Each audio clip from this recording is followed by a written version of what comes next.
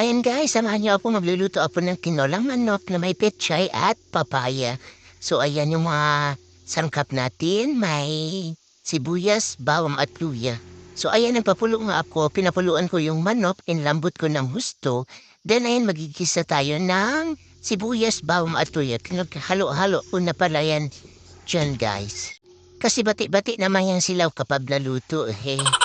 Kaya ayan, pinagsama-sama ko na. So ayan nga, ilalagay ko na siya sa pinapuluan kong manok kasi yung lumambot na yung manok. So ayan, inilagay ko na sa tiyan. And then, ayan, halo-haluin lang natin at timplahan na natin yan siya guys.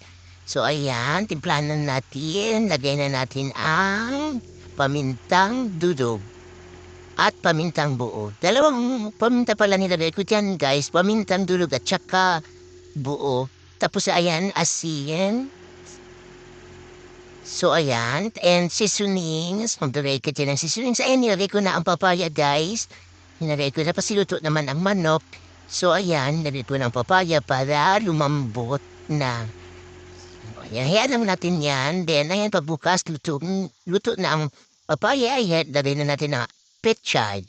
So ayan yung pechay guys. Napakasarap niyan dahil maulan ngayon, so sarap talaga humigop ng mainit na sabaw.